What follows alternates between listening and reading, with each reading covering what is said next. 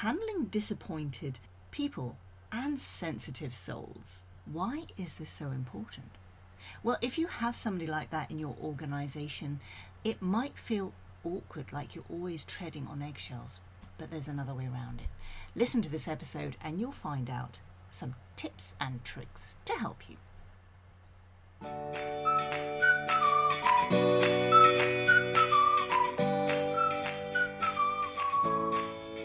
Hi there, I'm Corinne Wilhelm and I'm on a mission to help professional problem solvers in tech, agile and project management to become better communicators, because that's what will get you recognized and appreciated as the expert. So handling disappointment is always something that feels awkward and uncomfortable, especially if you're talking about personal performance in an organization. And likewise, when you have a sensitive soul that is maybe prone to crying, which I'm one of those, then you might want to have some tactics and strategies to help you make the very best of these people, because actually these people are incredibly important for your organization. Let me tell you why. Well, first of all, disappointment is normally like a mirror reflection of their ambition. If they don't care, if they couldn't really give a then it means they're probably not all that invested in what you're doing. Whereas somebody gets very emotional and very passionate about things and maybe starts, I don't know, screaming or crying or just kind of losing it, then this means that they actually are really keen to make a difference. Their approach might not be the most appropriate, and that's an episode for another day, but as long as they're not indifferent, then you have a really great opportunity there. So if you see somebody who is over emotional, don't see it as them being over emotional. Try and turn it round and try and work out, what is it that I can find out from this person and take advantage of to propel things forward? That's why it's important to address it. Don't just turn a blind eye, pretend it's not happening. Approach this head on and you'll be amazed at what you discover. Sensitive souls have one thing in common. They nearly always have a lack of self-confidence. So what can you do? That's right. You can boost their self-confidence. So by zoning in on the positives, which we touched on last week, you can bring out these people and give them a chance to shine. Give them something that you know they're good at. Give them a small section of a bigger task so they're not going to get overwhelmed. Give them something to do that really zones in on their experience and their strengths. Now, I recently connected with Tao Shen on LinkedIn, and she shared with me this super tip that you could try out. With someone on your team who does need a bit more encouragement, who doesn't really have that faith in their abilities or the motivation to go for that promotion that you're dying for them to go for. So here it is. Together you get them to kind of map out their life. So, map out your life on a timeline with major accomplishments that they've depicted. And you could do this at the same time as them. And they should look like mountain peaks that they've kind of conquered before. And, you should try to remember how they felt or how you felt before climbing each of these mountains. Not when you're at the top, on the way up, like when you were struggling to get to that point. And then consider your current situation in the grand scheme of things. And, these mountains ahead of you should then feel a lot less insurmountable, if you like. And this is something that you can use to make people realize, well, hey, I've been in this situation before and that actually went pretty well. So this makes people feel more powerful, more connected to their goal, more on a journey. And this is quite an exciting way to look at things, isn't it? I'll connect you with her in the show notes as well. Check her out on LinkedIn. She's doing some great stuff. Ultimately, with sensitive souls, if you feel awkward when someone gets upset, ask yourself why that is. Maybe you're not used to it. If you were brought up in a family where, it was taboo to talk about your emotions or show your emotions, then this obviously will feel uncomfortable, awkward, and kind of icky. And maybe it makes you feel out of your depth as a leader, or embarrassed. Maybe it makes you feel powerless. And yet, if you are a leader, you are not powerless. You can pick them up. Because empathy is a key leadership trait. That doesn't make you a walkover. In fact, if someone feels heard and seen, then they'll feel valued, appreciated, and accepted just the way they are. Everybody deserves to be seen and respected, don't they? That's what you would expect too. So, if you're spending 8 hours or more at work, of course you get paid, but a career should be fulfilling, inspiring, and challenging. And you as the leader have the opportunity to make that happen for your team, and in exchange, you will notice that it's a very rewarding experience being at the helm of that team, where it all ticks along nice and smoothly.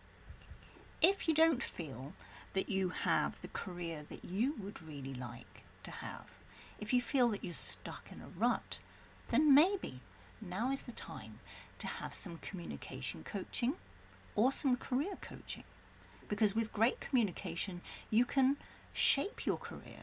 And with the right mindset, you can actually move away from where you are. You're not stuck. Nobody's keeping you hostage. You have lots of experience. I'm sure you have lots of skills, lots of knowledge that you can put to use. And it doesn't have to be with your existing employer. If you've been looking at job advertisements or descriptions and you keep seeing English necessary or something along those lines, and you think, my English isn't that great, then reach out and I can help you with that. I'll put a link actually for you in the show notes so that you can check out more about how I work with people just like that. So sensitive souls then are often the key to success because they are often more observant and more committed to improving things like systems and procedures. And they're the ones going home worrying about stuff at home. It plays on their mind. And so in terms of their mental health, it pays to be alert. Doesn't it make sense to lighten the load and make progress to boost not only individual but also corporate performance? And toxic personalities can often be affecting people like that. And toxic personalities are often upsetting more people than you probably know about. Because this isn't something that you shout from the rooftops, is it? These toxic personalities can be very, very sly and very, very devious and kind of street smart about the way that they operate. So be aware of things like that, and the moment you get wind of something like that, then make sure that that individual is on your radar. It's in your interest to nip things in the bud with people like that. So don't turn a blind eye, and you will find out who it is and try and find out why. And if you need to, say goodbye. Because the great people on your team need to be protected. These people are often the tip of the iceberg. So if you want to avoid a sinking ship, get a grip. So thinking of your sensitive souls is well worth your time and effort, even if it does feel uncomfortable. Leadership often makes you feel uncomfortable. Otherwise, we'd all be in leadership positions. Just accept the fact that leadership isn't all flash cars and big salaries. There's a lot of responsibility that comes with that as well. If you do know that somebody is a little bit sensitive, there are lots of ways that you can help them to put them at ease. For starters, if you're going to have a conversation that you suspect might be a little bit tricky, then have some tissues handy and some water or tea available. Let them know that you have their best interests at heart and that you're there for them, not just now in this moment, but every step of the way as a sounding board, a mentor, a supporter, somebody in their court. It's their performance, not them as an individual. You're not getting at their personality, you're trying to help them grow. So if you have something negative, and this is something you'll hear a lot at Toastmasters, they say, this was good, but you know what? If you did this, I think you could be even better. And then they go on to list some of the things that could be improved. Have your antenna up and listen carefully. That's where you find out actively what they do think that they do well, where they feel that they excel. Go a little bit deeper. Ask them questions. Show genuine interest. There's no need to interrogate the poor thing, but find out not just what, but why it is that they like that. Maybe it's something like having peace and quiet, or being able to work independently. Maybe it's the lack of deadlines or pace, or the opportunity to mix and be sociable. What is it that drives them? One way that I quite like to pull people in is by letting people know that it's not always easy, is it? Like, I like to let people realize that they are not the only one in that situation. For example, when it comes to learning a foreign language, I'm lucky that I've learned 5 foreign languages. I say lucky, it was me that had to learn them. And it was a lot of hard work. And I know the frustrations of learning a foreign language. I know how frustrating it is when you can't express yourself in just the right way. And I know how horrendously frustrating it is if you cannot find the right words. It's irritating, and it makes you feel like a different person, like a milder, washed out version of yourself. Like, where is my personality gone just because I can't speak this language? It's so frustrating. So if you share your lessons, your emotions, your mistakes, and hey, we've all made plenty of those, then you make yourself relatable, real. It's, in Germany, they talk about auf Augenhöhe, like on a par. Because ultimately, nobody wants to reach out for help. You know, even people being onboarded, where there is no expectation that they know anything at all, it still feels uncomfortable to be asking questions, what feels like again and again and again. But the more you help somebody feel welcome to ask you questions, you have an open door, you're approachable, you don't mind being interrupted, the more approachable you'll be, and the more you'll get to understand what they're struggling with. That helps you with the next onboarding series to kind of nip that in the bud or build that into the program. So the longer that somebody has been in the company and the higher they get, you know, in the hierarchy, the expectation is that that person knows pretty much everything they need to know. The more senior you become, the more difficult it is to reach out for help. So as the leader, you need to be very, very observant to pick up on when people need help. I notice that all the time. The majority of my clients are somewhere between about 45, 55, something like that. And if, like many of my clients, you are experienced, knowledgeable, but you lack the leadership skills and confidence and communication skills, then you'll be facing rejection, or worse still, the courage to even apply. Doesn't mean that you're above them. It's just a hierarchy, honey. And in today's new world of work, we're all on a par. It's all about an exchange of experiences and skills to move the whole organization forward. And in Agile, they talk about servant leadership. So don't be aloof. Instead, follow in the footsteps of some of the great leaders like Richard Branson, the President Obama, or Adriana Huffington. How hard can it be to be human? We've all been at the bottom, felt insecure, out of our depth, and uncomfortable about reaching out. So provide a working environment in which people can thrive by asking the right questions, getting the support they need on tap. Disappointment never goes unnoticed. If you feel that things went wrong, the chances are that other people notice too. So address it. Speak to your boss about that. You might be surprised and realize that actually that went pretty okay and they're pretty impressed. But if they did notice and you've spotted it and mentioned it, that means that you're likely to get some feedback. And that doesn't matter where you are on the hierarchy. There's always somebody that can give you some feedback and support, because words of advice are always worth their weight in gold. A few episodes ago, I did talk about taking things personally. So if you tend to take things personally, listen to that episode. I'll put the link in the show notes. And the same is true for compassion. There's another episode about that. Sensitive souls are not slow thinkers. They are careful communicators. Give them time to formulate their answer clearly. Why is it that they take the time to do that? It's because they are irritated by people who speak without thinking. It's a good observational skill to have. If somebody is winding you up, in whichever way that is, by talking slowly or too fast, whatever, the chances are that they are equally irritated by what you are doing, which very often is the opposite.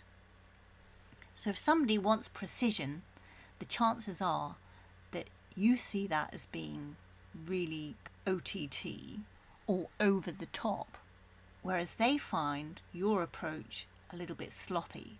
So there's always two sides of the coin.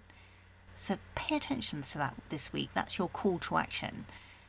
When you're feeling, that's really annoying, try and think what the opposite is that you might be doing to annoy them, because that's a very interesting exercise in itself. So those people that do take time to formulate their answers may be thinking that other people love the sound of their own voice. So say less, have more impact.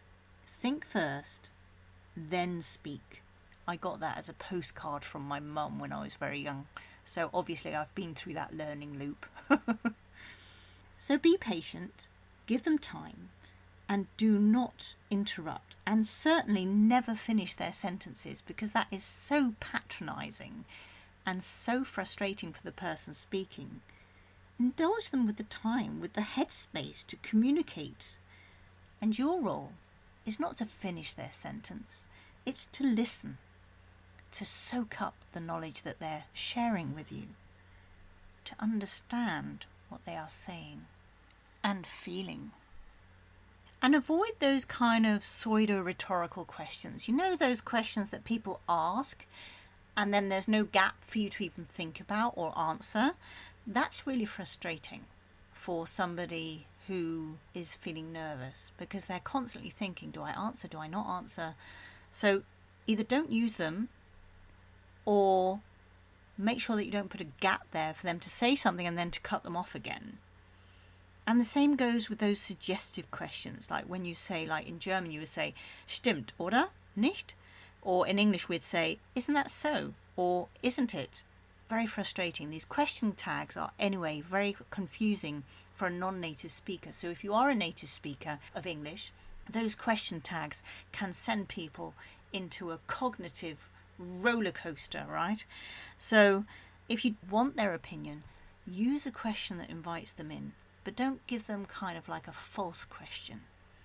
And make it easy to schedule time with you. Make it easy for people to show up and share something with you, something that has upset them, or something that has irritated them, or something that is stopping them from doing a good job. Because if you make yourself available, then the chances are that they will find the right time for them to pop in and approach you about that. Now, I'm not saying that you want to have people showing up all times of the day, but that is to a certain extent part of being a leader, being available to your team. As frustrating as that sometimes might be, they wouldn't come to your door if it was something minor, normally. In terms of trustworthiness, remember that 55% of trustworthiness comes from your eye contact. 38% comes from your language and body language, and only 7% is your content. So embrace the sensitive souls in your company. Deal with disappointment head on. Don't bury your head in the sand. Don't pretend. Don't turn a blind eye. Be there for the people that are really fired up about doing a great job, who don't want to make compromises, who don't want to do a shoddy job, who want to be the best they can be. Just because somebody is quiet, sensitive, or easily upset doesn't mean that they're not ambitious. It doesn't mean that they don't want to go places and achieve things. They might not be talking about it, but the will is there. And often, the people that talk less know a lot more. So here's a little summary for you. Basically, when you're handling disappointment and sensitive souls, be mindful of the fact that disappointment is often a reflection of their ambition, of their commitment to the company and to doing a good job. So that emotion, that passion, that is a sign to zone in on that person, not to neglect them. Sensitive souls have one thing in common. They lack self-confidence. So try out the exercise that I shared with you earlier. Empathy is a key leadership trait.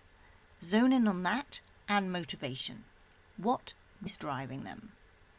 A career should be fulfilling, inspiring and challenging, and you as the leader are responsible for making that happen. Sensitive souls are often the key to success. Be aware of toxic personalities in your organisation and make sure that they're either controlled or asked to leave. Think of your sensitive souls and put them at ease. Share your lessons, emotions, mistakes. That makes you relatable, real and authentic. If you do have a meeting with a sensitive soul, make sure you have tissues, some water and some tea to hand. And remember, it's all about their performance, not their personality. Remember those I sentences that we talked about last week. Listen carefully and find out not just what they love doing, but why it is that they love doing it. Nobody wants to reach out. It feels awkward and uncomfortable. So if that's the case, make it really easy to approach you. Make yourself available, approachable and accessible. Don't be aloof. We've all been at the bottom. Ask yourself, who are the sensitive souls in your organisation? And how can you make them feel taken care of, appreciated and valued? What can you do or say to make them feel accepted, appreciated, not just tolerated? Remember, these are not slow thinkers. They are careful communicators. Say less, but have more impact with the few words that you use. Give them the time that they need to express themselves. Be patient. Do not rush. Do not interrupt. Do not finish their sentences. Finally, they need a lot of encouragement. If they tend to keep quiet rather than drawing attention to themselves, then you have failed as a leader. Make everybody feel a part of your team, a valuable member of the team, because we need brilliant people of all kinds to make our life easier at work. And these people often have a very good heart. I hope that this has given you lots to think about. We've got a couple of exercises in there for you to try out. And if I've whet your appetite, the 3 episodes that I would recommend you listening to are, there's one on mentoring, episode 105. Then there's one about compassionate leader, which is episode 99. And more recently, I had one about those people who take things personally, and that's episode 119. Episodes 99, 105 and 119. So have some fun with those, and I will see you next week for a new episode of Clever Together Communication, and we will be talking about giving instructions. Nice, clear to understand instructions. Sounds easy, not as easy as you think. So see you next week. Until then, have a fabulous week, and remember, be the very best communicator that you can be. It's Corinne Wilhelm from the Clever Together Communication podcast, brought to you by English-speaking experts. Goodbye for now.